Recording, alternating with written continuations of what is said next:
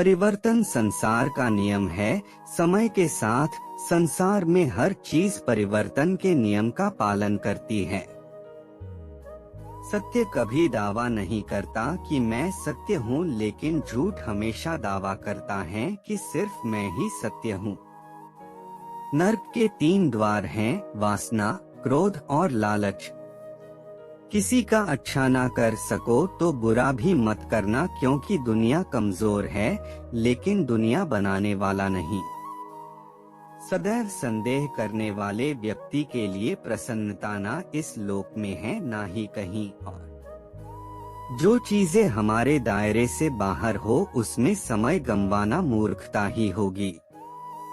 न तो यह शरीर तुम्हारा है और न ही तुम इस शरीर के मालिक हो। यह शरीर 5 तत्वों से बना है, आग, जल, वायु, पृथ्वी और आकाश। एक दिन यह शरीर इन्हीं 5 तत्वों में विलीन हो जाएगा। जिंदगी में हम कितने सही हैं और कितने गलत हैं, यह केवल 2 लोग जानते हैं, एक परमात्मा और दूसरी हमारी अंतरात्मा। परिवर्तन ही संसार का नियम है।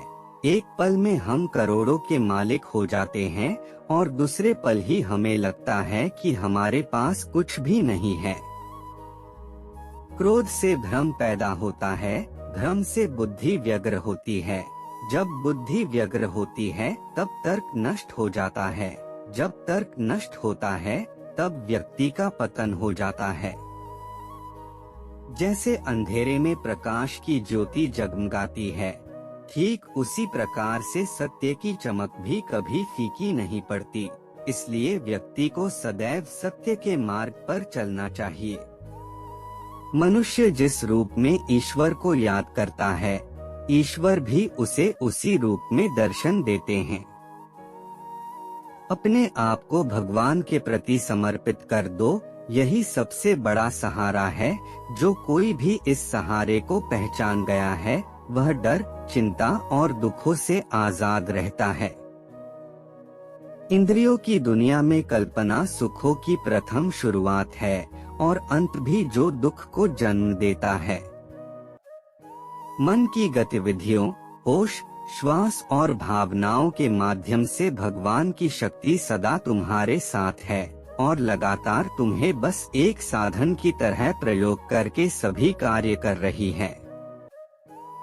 बुरे कर्म करने वाले, सबसे नीच व्यक्ति जो राक्षसी प्रवृत्तियों से जुड़े हुए हैं और जिनकी बुद्धि माया ने हर ली है, वो मेरी पूजा या मुझे पाने का प्रयास नहीं करते। बुद्धिमान को अपनी चेतना को एकजुट करना चाहिए और फल के लिए इच्छा छोड़ देनी चाहिए।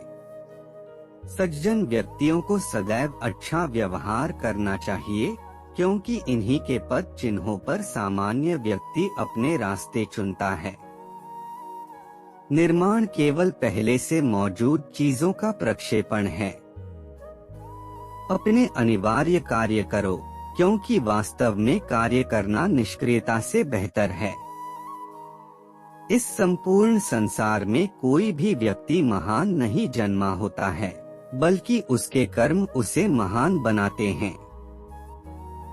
गीता में कहा गया है, कोई भी अपने कर्म से भाग नहीं सकता, कर्म का फल तो भुगतना ही पड़ता है। अपने कर्म का पालन करो, क्योंकि वास्तव में कर्म अकर्म से बेहतर है। सही कर्म वह नहीं है जिसके परिणाम हमेशा सही हो, अपितु सही कर्म वह है जिसका उद्देश्य कभी गलत ना हो। इंसान हमेशा अपने भाग्य को कोसता है, यह जानते हुए भी कि भाग्य से भी ऊंचा उसका कर्म है जिसके स्वयं के हाथों में है। बिना फल की कामना से किया गया कार्य ही सच्चा कर्म है।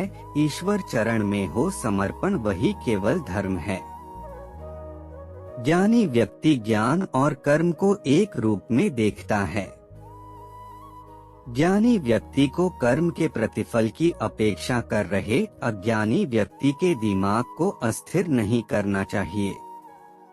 अप्राकृतिक कर्म बहुत तनाव पैदा करता है।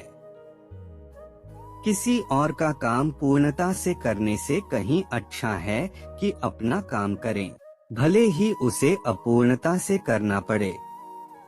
अच्छे कर्म करने के बावजूद भी लोग केवल आपकी बुराइयां ही याद रखेंगे, इसलिए लोग क्या कहते हैं इस पर ध्यान मत दो, तुम अपना कर्म करते रहो। कर्म उसे नहीं बांधता जिसने काम का त्याग कर दिया है। जन्म लेने वाले के लिए मृत्यु उतनी ही निश्चित है जितना कि मृत होने वाले के लिए जन्म लेना, इसलिए जो अपरिहार्य है उस पर शोक मत करो। आत्मा किसी काल में भी न जन्मता है और न मरता है, और न यह एक बार होकर फिर अभाव रूप होने वाला है। आत्मा अजन्मा, नित्य, शाश्वत और पुरातन है। शरीर के नाश होने पर भी इसका नाश नहीं होता। जैसे मनुष्य जीर्ण वस्त्रों को त्याग कर दूसरे नए वस्त्रों को धारण करता है, वैसे ही देही जीवात्मा पुराने शरीरों को त्याग कर दूसरे नए शरीरों को प्राप्त होता है। जो आत्मा को मारने वाला समझता है और जो इसको मरा समझता है, वे दोनों ही नहीं जानते हैं, क्योंकि यह आत्मा न मरता है